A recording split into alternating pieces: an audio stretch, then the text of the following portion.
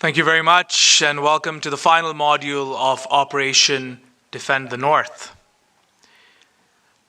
As many of you know, I teach a lot of courses across Canada, and one of the things that I tell my students very often is when you train smarter, you defend stronger. This approach to training for defense is novel, it's a work in progress, and we're looking to constantly and continuously improve. And before I close today, I do want to encourage all of you that at the end of this event, you will receive a feedback survey. Please share what worked, what could be improved on, and give us your thoughts. We are hoping to improve and train even more smarter in lieu of the fact that the threats that we face and the vulnerabilities that we face are growing consistently and are becoming more sophisticated. I want to thank you all for having me and Mark as your hosts. And over the next 35 to 40 minutes, we'll come to a conclusion of what we've witnessed today and hopefully come out with some key takeaways. For this session, as has been the trend throughout the day, we have created a fictitious company. The company is called Oath Profit. We are joined by two industry experts. Returning to the stage is Andy from breachRx. And we have Ryan, a good friend, from Tanium. They're industry experts who are here to give us their perspective, as has been the trend throughout the day. Everybody else is a part of Oath Profit. I'll tell you a little bit about Oath Profit and read it verbatim. Oath Profit is a skilled cybersecurity and incident response firm, frequently engaged by breach coaches and consulting firms during emergencies when companies require additional expertise and resources. Oath Profit has been hired, or brought to the table rather, by ODTN Financials to share what they know about what has transpired today and what next steps need to be taken with reference to ODTN Pay. Joining me at the table today are a bunch of individuals affiliated with Oath Profit, of course myself and Mark Dillon as your hosts. I will play the role a little bit of the ODTN folks, asking a few questions on next steps. But I'm also joined by Rachel Babbins, who is the IT security team lead. I'm joined by Renee Gutman-Stark, who is the deputy CISO, Sunil Chand, who is the CISO, Ruzwe Tahirinia, who is the chief risk officer, George Alkura, who is the communication manager, Amit Chopra, who is the client success manager, and Wes Shepard, who is the Director of Marketing. Thank you all for joining me, and over the next little while, we will unpack what we know. Before I hand it over to Mark to give us a summary about what has happened, and then to give us an update on what we now know and how to proceed further, there is a small news update that I'd like to share with all of you, and we'll have that come up on our screens right now.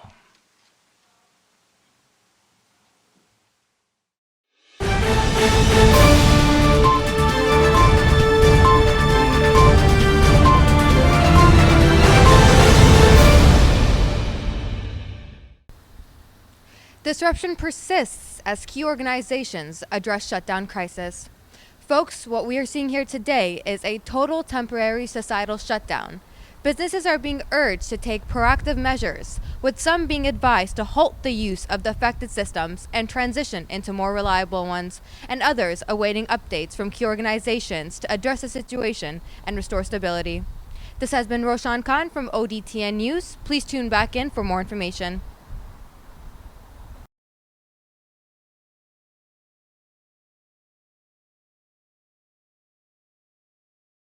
Mark, I'll turn it over to you and ask you to approach this in two ways. First, to provide everybody with an update on what's transpired so far, and then we'll queue you up to share your screen so that you can tell us what we now know and how do we need to be guiding ODTN in this time of extreme crisis. Mark? So after several days of outages and disruptions to customers of ODTN Financials, ODTN Financials is a company that makes a financial trading product, and part of their ODTN Pay product, which moves messages around APIs and file transfers, things like pre-authorized payment and handheld transaction recording, This product has a file drop platform, essentially a multi-protocol, things like FTP, SFTP, SSH, AS2, all of these normal moving file protocols, and many different companies, including municipalities, financial institutions, we had pharmacy, transit, were disrupted when something went wrong with this platform. So ODTN brought us in and said, can you tell us what's going on because we can't figure it out?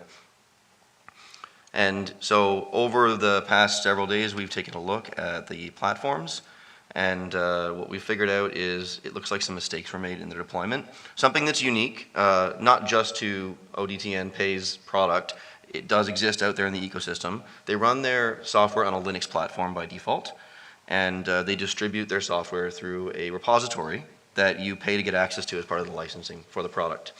And what they've decided to do is create their own version of the encryption libraries inside of SSH, because they felt that that way they could keep it more consistently secure and make their product perform better. This isn't totally uncommon, but it can cause issues, and it looks like that might be what happened here. We need to figure out why what was deployed, and so if we can bring my screen up, it looks to me like what was happening was there was a patch going out that was meant to address a specific vulnerability that was a little while ago, and when it got pushed out, there was some configuration changes that were made. So this is a reasonably severe vulnerability that could potentially let an attacker get into a system, and all of these ODTN Pay products are public facing because there needs to be transactional interactions with it. And so what we found is that because all of these customers are receiving updates to a different version of the SSH libraries and products, which is a file transfer and terminal. It's really just an encryption library. They got the update later than they should have, so they ran with this vulnerability longer than they should have. And when the update was applied, there was a significant mistake made, and it took us a while to figure it out. So I'm inside of a typical ODTN Pay environment right now, and what we noticed was there were reports coming in from all of the companies that they were getting strange, anomalous activity. People were logging into their system under root, which is not something that anyone would ever configure their system for. And it looks like what happened is there was a authentication change made and distributed as part of that SSH package. And so you can see here, this is a configuration directory that contains all the files for how this product works. And you see here we have these dev test keys. And so this is not normally there. And it took us a while to figure out what was the significance of that. We needed to scan in some files for it. And so if you look at the SSH config, this is the file that actually controls how the program works when it listens. We found this line. What this line does, and we had not seen this before, what this line does is it's a bizarre configuration that's available inside of this library that is not because ODN forked it, or made it different. It's standard inside of it. It allows you to provide essentially an alternative file for credentials that applies to all users. And what we found was that inside of ODTN's work, this is a normal thing they do for their development environments to make it easy to jump in. And somehow this got distributed down to their clients, and that's what we need to figure out next. So it's not fixed? It's not. No, it's not fixed. We know what the issue is.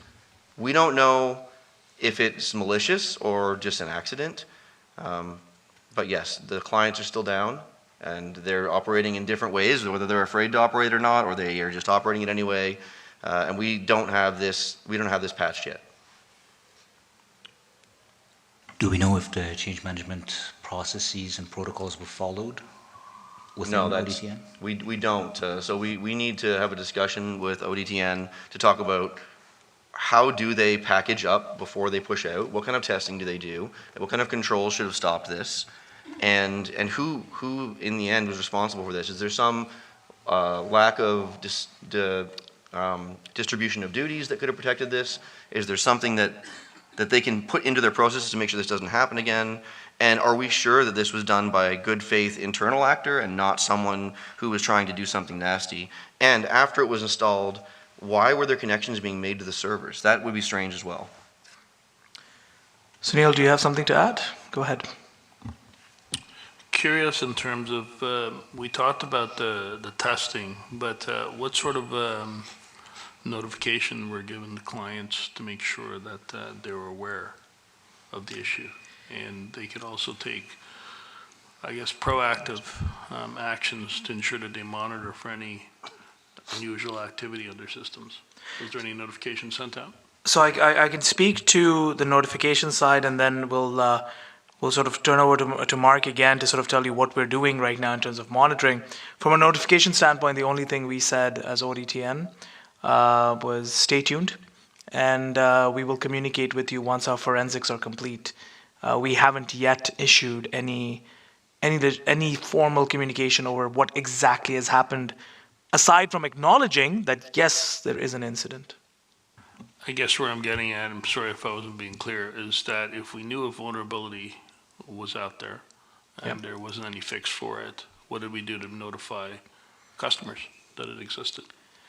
Well, this is the concern, and Mark, I'll turn it over to you because the team at ODTN did not know about this particular CVE. Right, so there's two problems.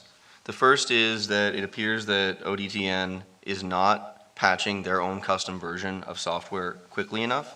They're behind. They're doing that intentionally because they don't want to have updates come too quickly. But in this case, they left a fairly significant CVE open, and they did not tell their clients. And then when they patched it, they created another vulnerability in a misconfiguration. And at this point, ODTN has not notified their clients. The clients know that they've retained a cybersecurity consultant firm, and now we need to work with them to figure out how do they want to message this, how do they want to fix their process, and manage the fallout, as well as getting to the root of how this configuration change was made and then pushed out without anyone's knowledge. So whilst the technical teams are focusing on identifying kind of the patient zero root cause, what kind of outreach has the organization done in terms of public relations? Really, it's out in the news, that's fine. But is there any, allies that you have in media that'll help you manage the narrative? I'm actually really glad you asked that question because I just want to know, I'm in marketing. You said a lot of things, like too many things. I mean, are we done? Are we close to done? How close are we? So we were brought in here to figure out what's wrong and tell ODTN what's wrong. And we're delivering that report. In the end, it's on them to fix it. They could retain us to assist with them. We're not close to done. That's bad.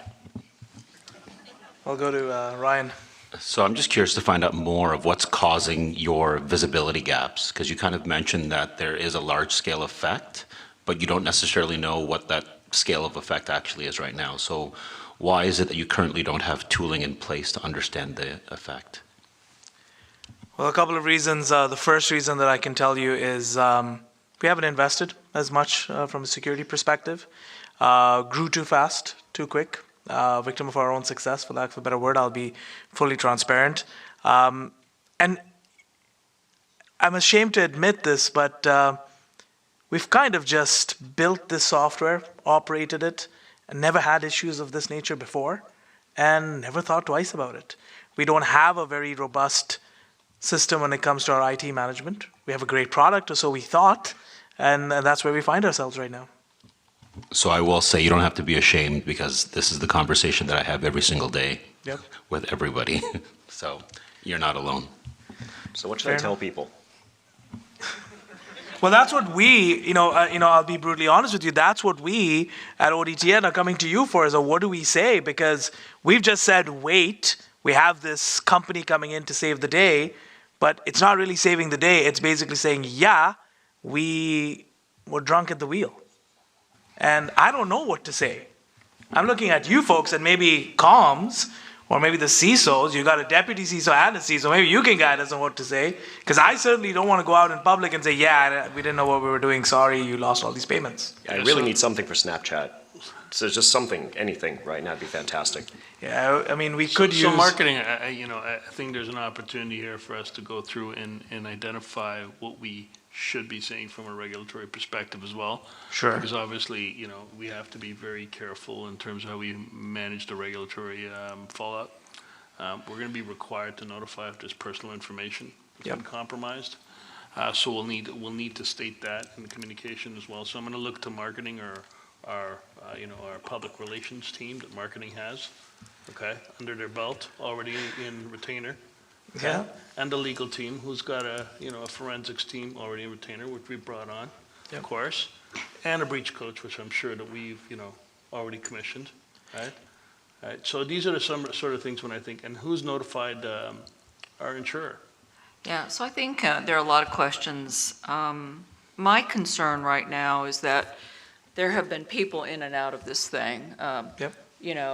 throughout the day, and I feel for everybody that's had to work under such pressure. But I do think it's important that, again, that we kind of stay focused on where we are today. But I also think, in terms of can we put a bow on this thing? And what I mean by that is actually, do we know that this is the only thing that's a problem? Like, or are we going to find another shoe that drops? And I hope that's not the case, that we find out that we've got, other problems living elsewhere. But I also want to start thinking about the future, because with everything that we know that's happened in our customer environments, and I don't think we've been as responsive to them as we should, or I don't think you've been as responsive to them, let me put it clearly, which is a whole different story. I think that your phone lines are busy, and you may not have even messaged this properly with the news. But that notwithstanding, the other thing I just want to make sure that we start to think about is, as we are starting to get our arms around this thing, which I expect that we will, and we make sure that there's no second shoe to drop, that we are also thinking about what's going to happen when we finally go back to sleep and we wake up and we find out that we've got a lot of lawsuits coming after us. And I still am not clear, and I'd like an answer from ODTN. Do you have any clients in the U.S.? It's just a question that I want to be sure that are we only Canadian clients? And then the other thing is, were all your clients impacted? I mean, have all of them pretty much called in? And another thought that just came to mind is, do you know that the software is not sitting in some other environment where those clients maybe haven't even turned on their systems yet?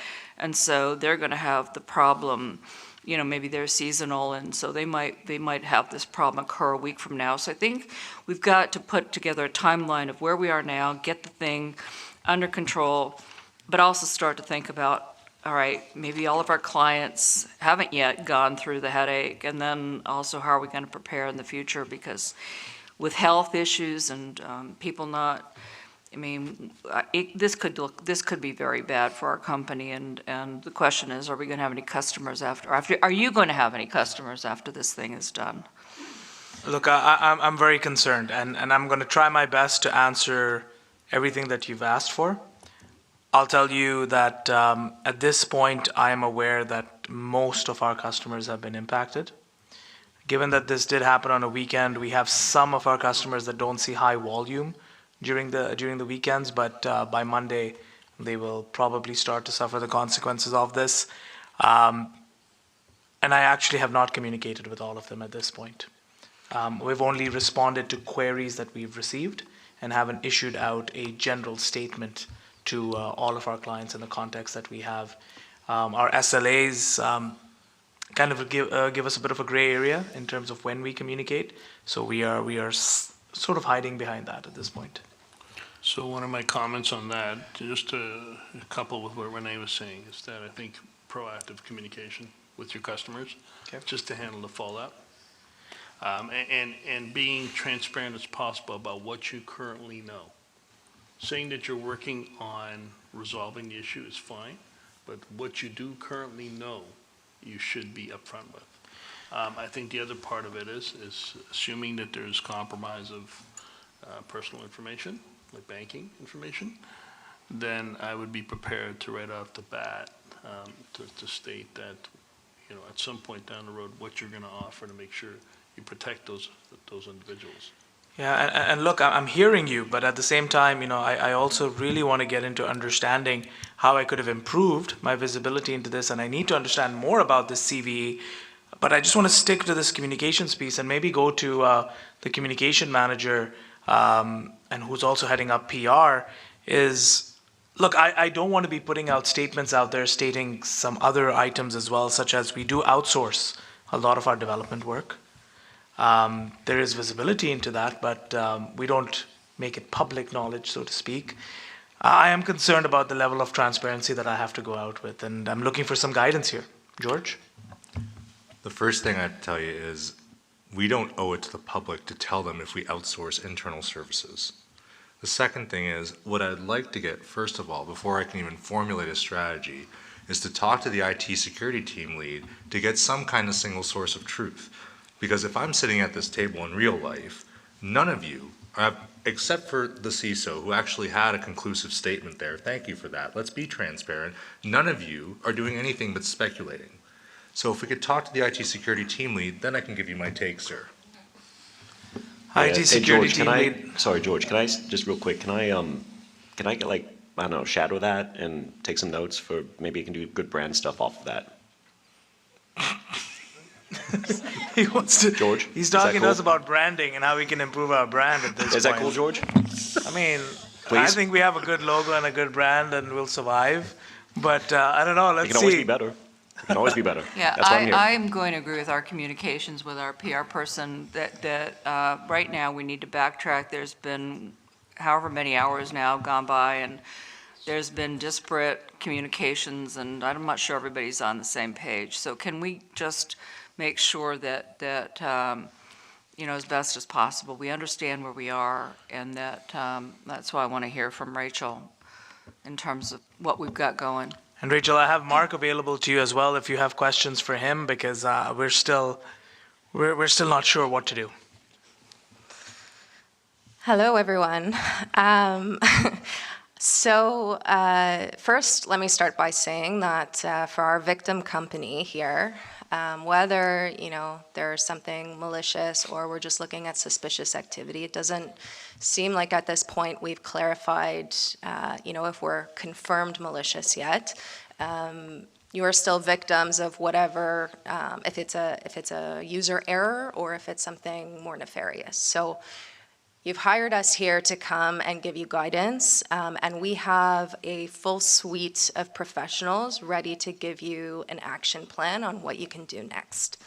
I'm coming at it specifically from an IT security perspective, and in order to give you the best kind of guidance that I can, I need to get more clarity on what the timeline is. So Mark, you had said, and let me recall what I understand the timeline to be, and Mark, if you could just confirm that that is correct, that would be extremely helpful. So what I'm hearing is, at what point on December 3rd, there were modifications made to a library.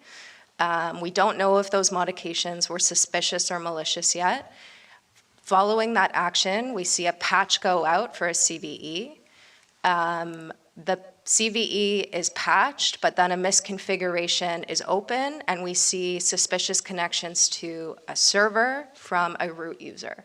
Is that our sequence of events at this point? And then, of course, chaos ensues, and a bunch of these clients have suspicious packages that are causing outages. Right, that's pretty close to the full picture. What the timeline actually looks like is, if we go back to the beginning of the cause of this problem, Yeah. for some reason, ODTN decided to make their own version of a package that is publicly available and standard in all Linux operating systems. But they wanted their own special version for some reason. So they made that special version. That special version isn't patched through normal OS updates. They distribute that version to clients and specifically, on purpose, keep it at the version it's at for stability reasons. There was a critical vulnerability in that package in July. And in October, ODTN patched it and made it available for their clients to update. But not until their clients actually did an update locally did they receive this new package. So what we have here is a supplier that decided to make their own software, give or take, when there was something else available. There must be something wrong with their software development lifecycle, because they patched it late, misconfigured it, and distributed it. And then we also have all the clients who, I don't want to blame them, but they clearly ingested an update without testing it and then ran it in production. So there's something to be said there as well about some guidance that we could give them through ODTN about the best way to receive updates from ODTN. And I think that's kind of forward thinking. Right now, let's make sure that we can get our folks, our clients, or your clients back up and running and get them comfortable that they will be able to conduct their business and that people will be able to get their medicine. But yes, one of the things that will have to happen is you're going to have to do an entire revisit of the way you do software updates and how you validate. You may even have to look at how you give access to be able to internally to who can make a software update. I'm sort of wondering if you haven't maybe already figured out that it's one or two individuals who were accountable, who were given this task. Was the task itself legitimate? And if so, who was contacted, who was called to carry it out? And by the way, is this the only thing that person did? Because hopefully he hasn't created any, he hasn't made any other inappropriate updates on any other products within the environment. And we just haven't found out, or you haven't found out about that yet. But I have to counter again, we have still not addressed the issue of a unified public narrative and a message to go out. Internally, you can find whoever you want to throw under the bus and throw them under the bus, put them in court, give them a lawsuit, polish their name, whatever you want to do. And for the record, I also do not ever recommend doing that unless someone actually does something malicious and illegal that is worth going to court for. I do not condone companies throwing employees under the bus. That is not good. But from a narrative standpoint, what we have to look at is, as Sunil and other folks have mentioned in this conversation, 1, a message of transparency about what has occurred. 2, what are we doing about it now? 3, do we have an estimate as to when systems will be operational again? 4, what are alternative options to give our customers so that they can still have some ability to maintain services while we are going through the outage?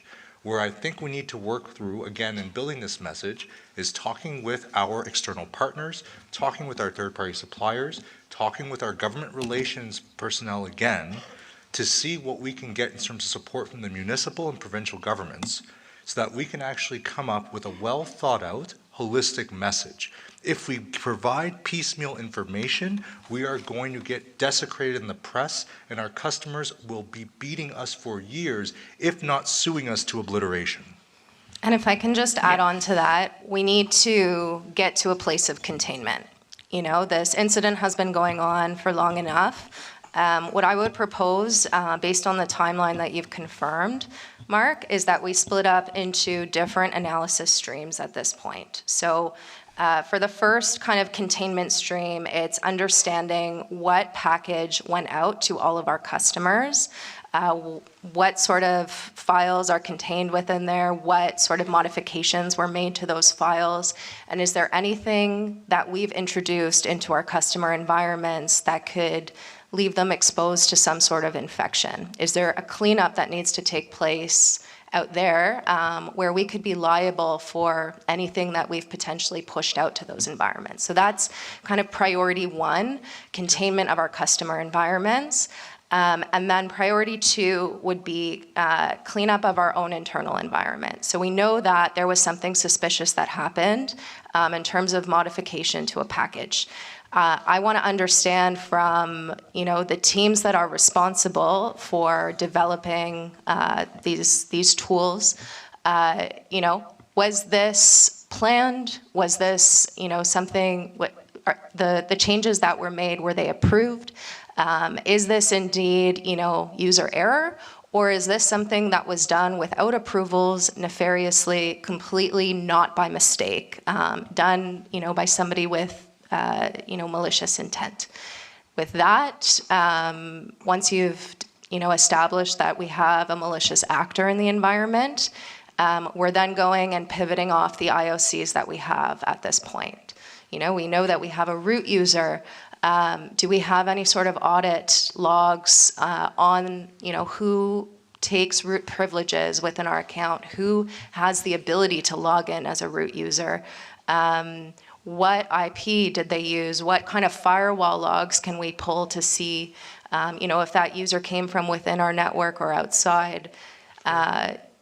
Any sort of telemetry that we can pull to understand where did that user start in our network? What did they touch along the way? And was this package just one stop in a longer kind of attack pipeline that they might have carried out? So those would be my next investigative steps, in addition to the communications and more strategic policies that George suggested. I agree with Rachel. I think at this point we need to have 3 teams in place. One that deals with the external stakeholders, one that deals with internal management, where we identify all the risks and processes that are flawed within the organization, and third is the communication team that is reaching out to our clients who are being affected.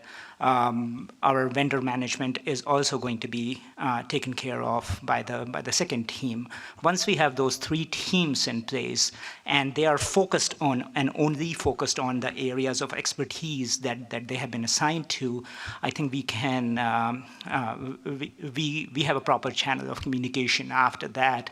And again, exactly as what Rachel and George has said, I think we need to have a very focused approach on things rather than a widespread approach, and have a very clear and transparent message going out to our stakeholders that does not fuel any rumors out there.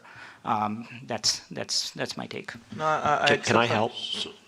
So we have a couple. We have Director of Marketing. We'll go to Director of Marketing, Ryan, Andy, and then Sunil. Director of Marketing, anything that's making sense here?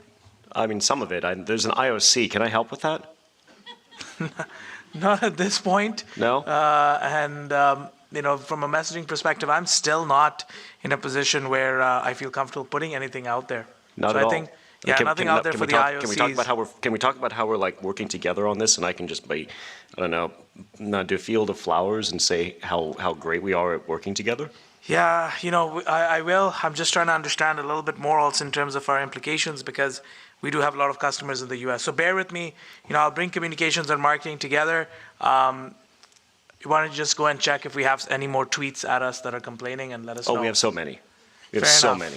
Ryan, I need your expertise. Got it. So I've had the chance to sit down with a lot of organizations in these disaster scenarios, and the analogy I'm going to give is you can't get blood out of a rock. And what I mean by that is, I've heard everyone here talk about all the different telemetry points or data points that we need to get from within the organization. But the question is, do you even have the tooling in place to pull all of this data?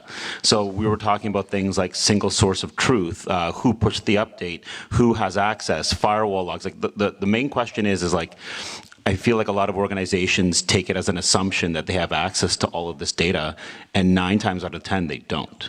They don't have the tooling in place to pull all of it. So I really think that becomes the most important question is, can you actually get all of this data if you wanted to?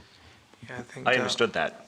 That's what I'm here brilliant. for. But I really don't want this message going out, Wes, because Mark and I can confirm to you, like I said before, I actually don't think we have a lot of this tooling in place. So that's the thing is, and if you think about it, all of these other questions that we're asking here on the table of like, we need these 50 things. Well, the answer would then be, you know what, we don't have access to the 50 things. We can only pull 5 of the 50. Yeah.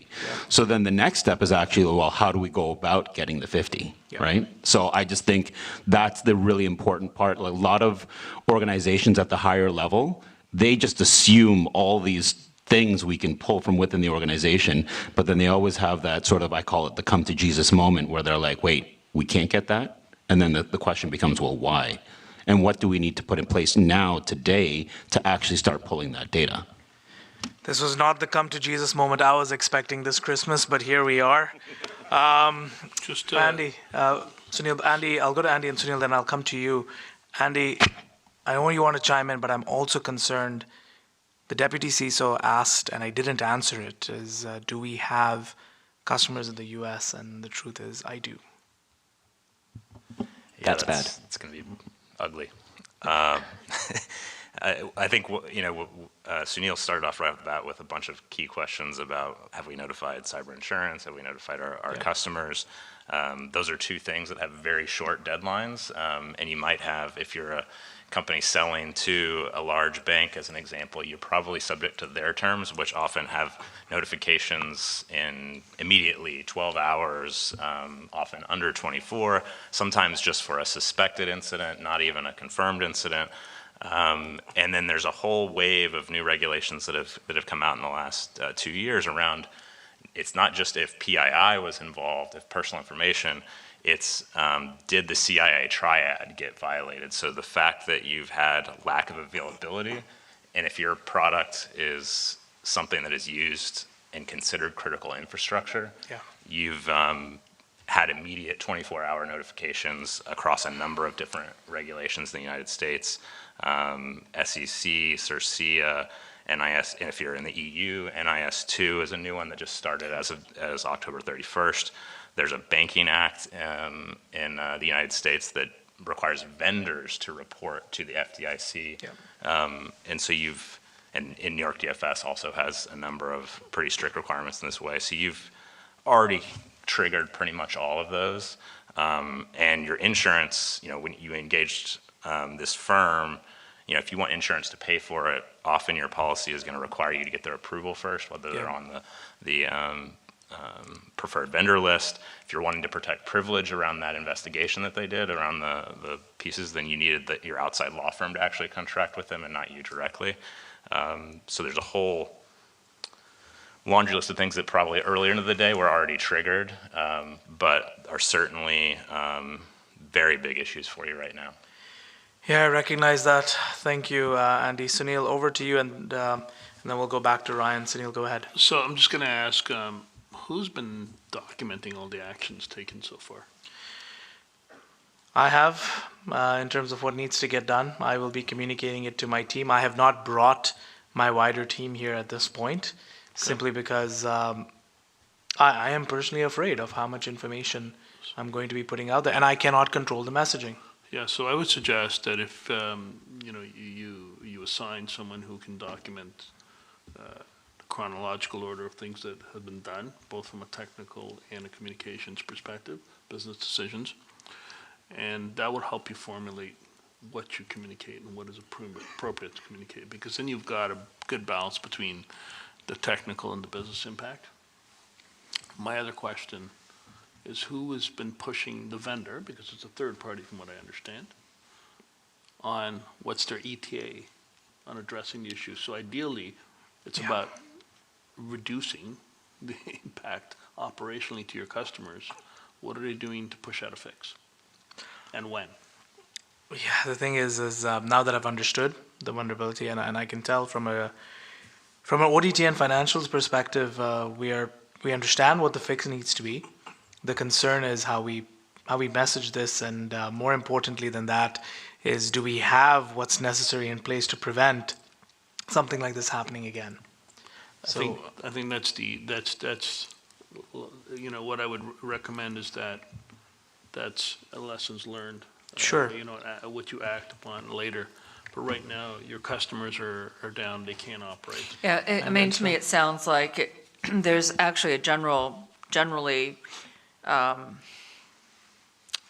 a high level, there's some understanding of what the problem is, how it was caused, by pushing out this patch.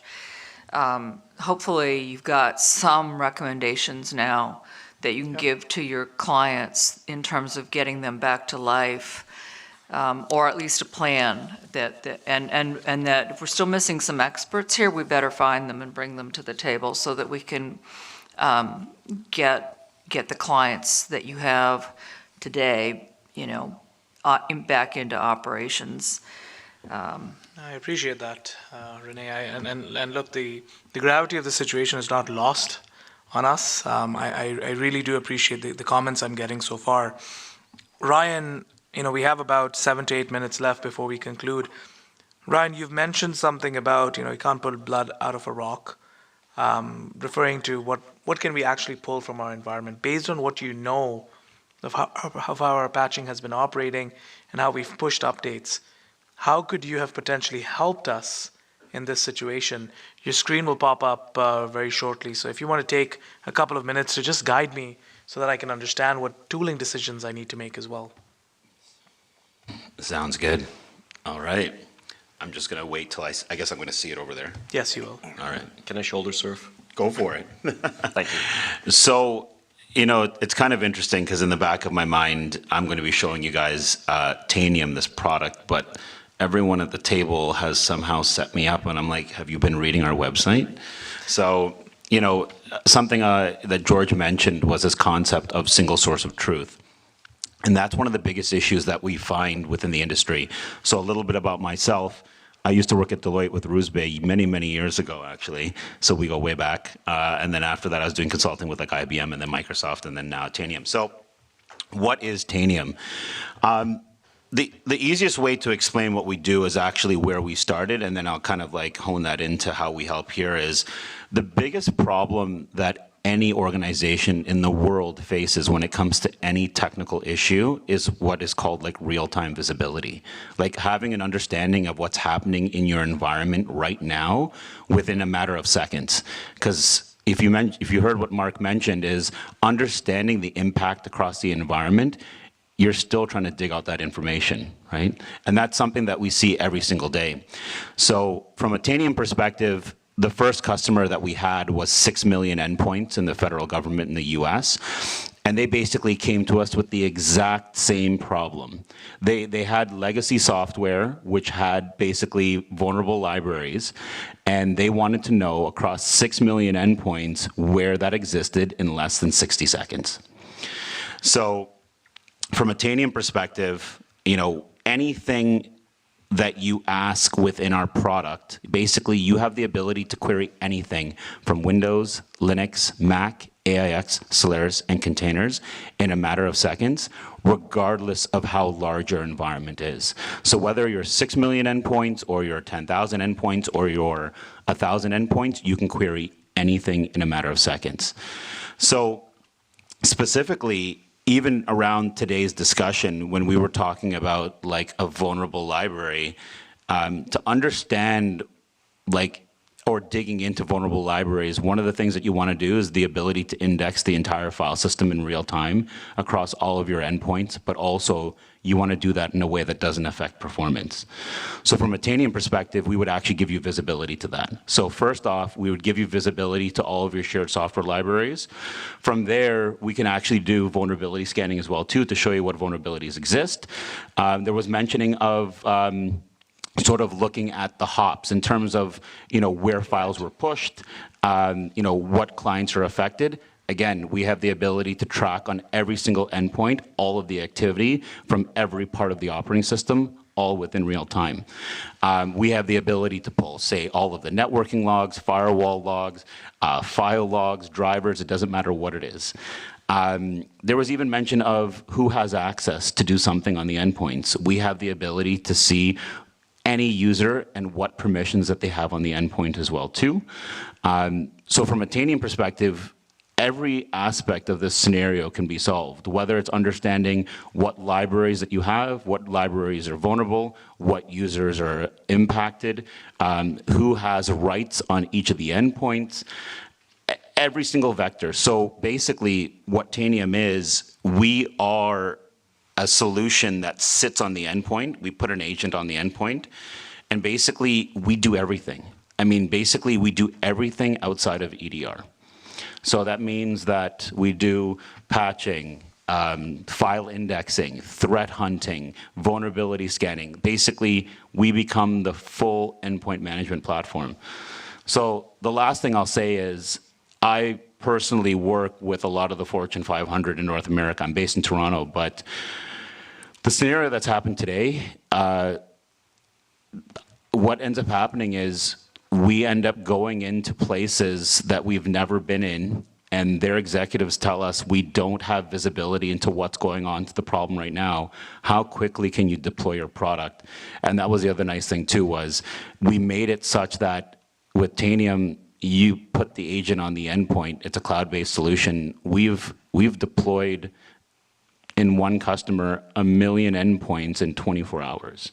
So not only that too, is like a lot of other solutions that you may bring in, it's going to take you months and consulting work from Bruce Bay, for example, to deploy that solution. But you know that's too long, right? But anyways, but yeah, in terms of how we can help, honestly, every single vector that was mentioned on stage today is what we do within our platform. So assuming that we are able to work together as a team and come up with the right path now to get customers back on track, the unknown is still, is there anything else we should be concerned about? So can the platform be installed during an incident like this and be used to kind of come back with a, yeah, that's probably the extent of the problem, and we're not seeing any other indications that any other harm has been done to the environment? Is that possible? That's a great question. I love these kind of moments. Yeah, we literally have a module that's actually called risk. And what that does is exactly what you just mentioned. We start automatically collecting telemetry from all aspects of the operating system to show you what your overall risk is beyond what you already know what it is today.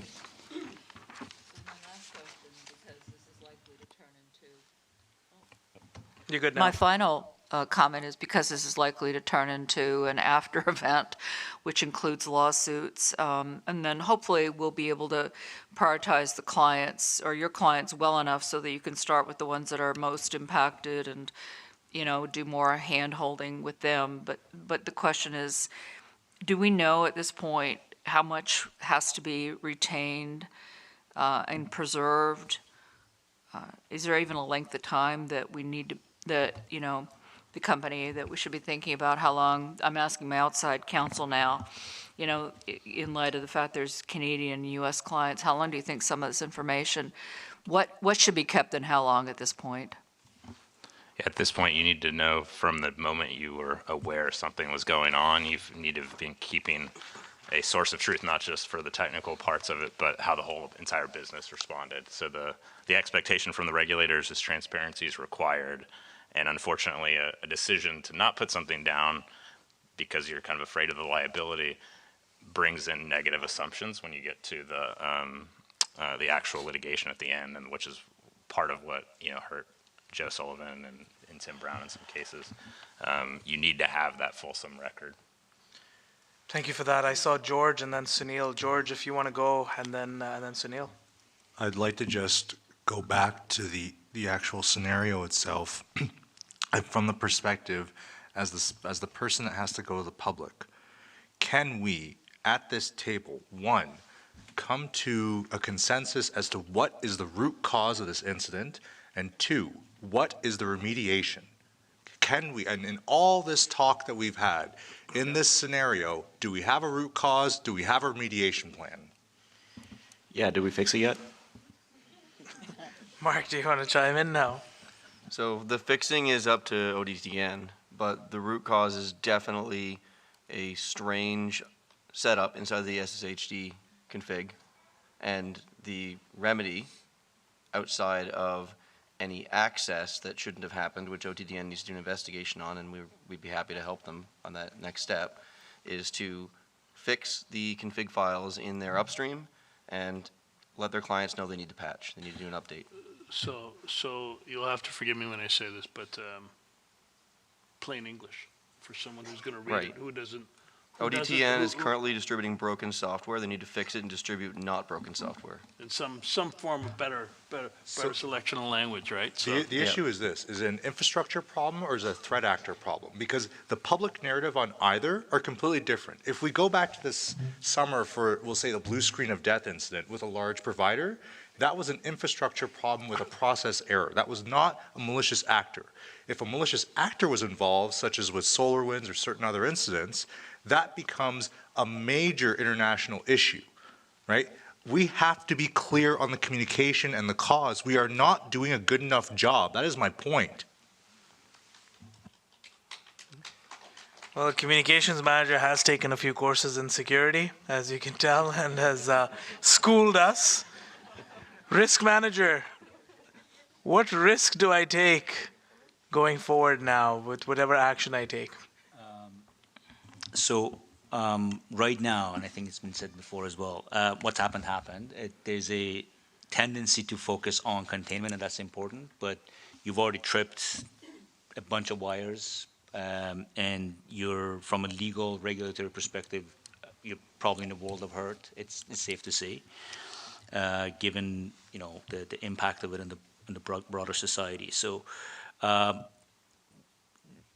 you need to focus on your regulatory compliance risk. You need to focus on lawsuits that are coming. It's safe to assume that they are coming. And to George's point, you got two issues, and they may exist at the same time together. One is something bad has happened in the form of a malicious actor or somebody who did something negligently, but also there's a potential for an inherent issue in your software and your setup. You need to be clear on how you're going to tackle this. First one would cause, as George said, potentially a major international incident. Somebody's attacking a potentially state actor. The other one is something that you as a company have done incorrectly, not according to good practices, and opened up to yourself to a ton of lawsuits. So those things need to be considered simultaneously, and I don't think they're being considered right now. You've given ODTN Financial a lot to think about, and I think it goes back to what George had said as well, is we need to take a position on this, and we need to be transparent and clear. And I don't think we are quite ready to do that. And that's not going to work for me. From a marketing perspective, I haven't given you much, and at this point, I'm not really sure what I want to go out with. I have a lot to think about, a lot to take back to my board. So one thing to say about transparency, I think it's important to, you be transparent about everything, but also you need to be mindful of what information you're sharing with your investigators or people that are helping out. Do you have your NDAs in place to, make sure that there's evidence? Not every piece of evidence is admissible against you in court in follow-up lawsuits. So those things need to be considered as you're bringing in third parties. One other comment around that. I would highly recommend that you engage outside counsel to make sure that they take a look at that communication. Okay. Absolutely. Quite a lot for our team to take in. We have about 5 minutes to conclude, and what I'd like to do is, a lot of you have been here for a good chunk, not all of you, but a good chunk of you have been here for the entire day. I'm going to turn to each one of you, and not necessarily in your role within Oath Profit, but in a minute, just give us one key takeaway that you've taken from this experience that has begun with, we've seen fallout because of an application going down, and then us diving deep into the technical realities of how it happened. I'm going to start with Rachel. Very quickly, one key takeaway from today's exercise. Truthfully, you can't get anywhere until you've identified root cause. You need to know, and root cause means, not that a bad package went out, but, where did that bad package come from? Who did that action? And what else did they do along the way before they got to that specific action that you were able to detect. So root cause is important. Root cause and motivation. George, one more opportunity to school us again. One thing that you've taken away. As a comms guy or a CISO? Just as a CISO. I think in terms of our response process and our logic, we have to go back to the fundamentals. At no point in time did anyone the entire day talk about cyber kill chain.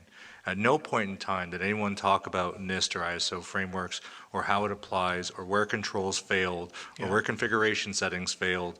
We never even, at the end of the day, as Rachel pointed out, got to a root cause that actually could be logicked out, as Sunil mentioned, to be translated into a common language so that non-technical people can understand. Yeah. I think when we go through these exercises, we have to stop being so pie in the sky and get back to the basics of what we do, and what we do is cybersecurity. Yeah. And that's been the problem for us at ODTN. We went with some very basic approaches, did not necessarily map our controls, and didn't bring that to the conversation at all, hoping to just find a fix and pretend like nothing else has happened. George, thank you. And that is the purpose of these exercises, is to bring out some of these realities that happen. Like Ryan mentioned, while I said I was embarrassed to admit our posture, Ryan mentioned that 90% of the cases he deals with tend to fall within this bracket. George, as always, George and Rachel, thank you as always. Renee, one key takeaway.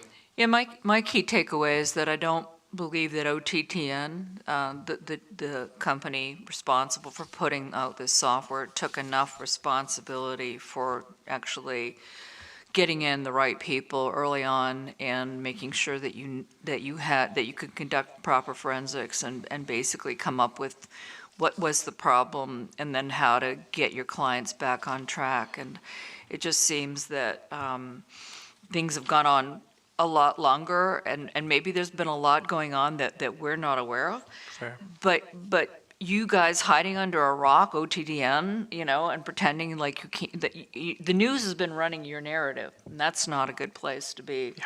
But to me, client success and making sure that the safety of citizens, was really like the utmost concern and driving a fix. Like, I just didn't feel that sense of real urgency from OTTN. I'll tell you straight, we panicked, right?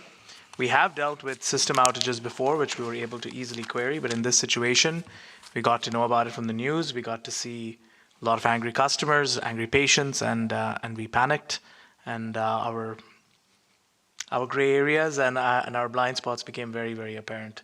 Thank you, Renee. Sunil.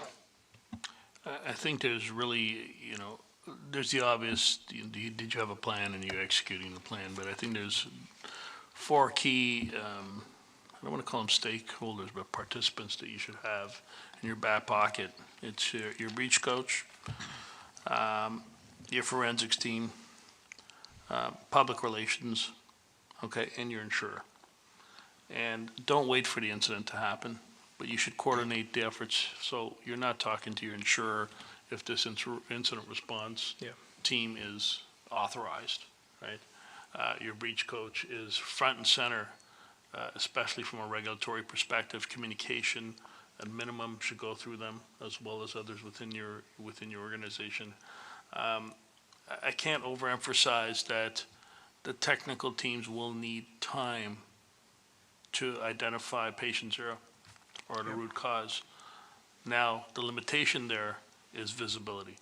Because if you don't have the visibility, if you don't have the breadcrumbs, then you won't be able to really get to that point. Absolutely. Yeah, so I'll stop there. Thank you. Andy, very quickly. Yeah, just say that the legal fallout you're going to face at the end of the day it's not because the breach happened, it's how you handled it, and being able to show that you had a systematic approach, that you've thought out ahead of time, you followed that approach, you escalated appropriately, you took action, you acted responsibly. Being able to prove it after the fact is so important, and the haphazard just reacting to what you find out is not a recipe for minimizing those liabilities. Mark? The thing I kept thinking back to today is that how possible something like this is, and how little time I observe companies actually spend on getting to where they need to be so that they would observe this, so that they'd be able to fix it, so that they would avoid doing it.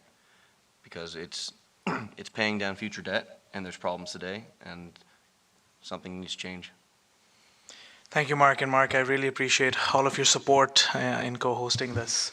Ryan, closing comments to you as well. Yeah, so I completely agree on the whole concept of like root cause analysis, patient zero, understanding who's impacted. And the analogy I always use, and it only works here in Toronto, is, when you have an emergency and you are in Whitby and you need to go to Hamilton, are you taking the 401 or are you taking the 407? So that doesn't work. Or if you're Mark, you're taking the helicopter. Exactly. But honestly, and that's the thing is like, I'll stand up in front of executives and say it, and they all kind of chuckle, but they know it's true. And I'm just like, listen, like, a lot of organizations don't have visibility or access to all of the data that they need, and it takes them days, weeks, or months just to get that data. And that ultimately becomes the biggest problem because you never get to root cause, and that's where Tanium helps. Well So thank you. Director of Marketing, very quickly. Oh my God, can I stop being that guy now? Yes. Thank you. I can Only only do it 1 for 45 minute, though. minutes We at a have to time. wrap up. No, I think one of the major things I think would have been a value add in the process would have been a software bill of materials to really establish where in the supply chain, what dependencies are where. And SBOM is just one approach, because you can also apply that to legal and regulatory dependencies, which you may or may not be aware of. You can apply that to operational dependencies, which you may or may not be aware of. And it gets tangled real quick. We live in a very converged, very entangled society at a technology and operational and corporate level. So really understanding up and down where everything connects to what is 9/10 of getting through a process faster, which I just, making so clear. Tanium seems pretty good for that. Thank you. All right, I like you. Ruzbe, very, very quick. 1 minute to you, 1 minute to Amit. Yeah, just building on what Wes said. So my observation takeaway is that it's important to have your business continuity plan, disaster recovery plan, root cause analysis, and having all those in place. But it goes beyond that. The risk needs to be identified at its core. I know that business and money is not everything in life, but it's a good litmus test in this case would have been what can bring our business down, what can kill us, and then driving from there to be in a better place. Amit.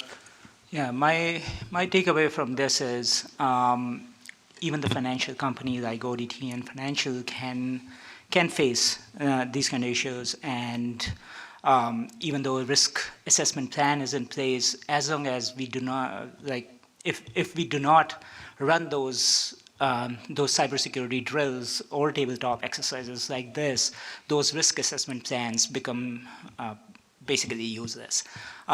If we don't revisit them, we don't identify the vulnerabilities within those plans, and we don't identify the areas that we need to work on, those plans really mean nothing at that point. So I think more than changing your oil in the car, it is important to practice these drills and these tabletop exercises over and over again to ensure we are on top of the game. It's a rat and mouse game. It's a cat and mouse game, and we need to be winning at that. Amit, thank you very much. And before I close, I want to thank all of the panelists for participating as Oath Prophet, and to both Andy and Ryan for coming in as our industry experts. The next ODTN takes place in Vancouver. I believe it's in March. Details of it will be available on the siberX website. And the nature of that attack will be quite similar, but a lot more elevated and escalated across a different segment of the market. For all of you that were here in person, I thank you. For all of you that watched online, I am humbled that you spent time with us today, and all of us in participating in this exercise. In closing, I'll say this. If you ask me what I learned from today, I learned quite a bit. One thing that I took away was this. Definitely, cybersecurity comes at a price. But the value of coming together like this is priceless. You cannot put a price on defending the North. And with that call to action, I wish you a wonderful rest of the evening, happy holidays, and see you at Operation Defend the North in Vancouver in 2025. Thank you all. Have a wonderful evening.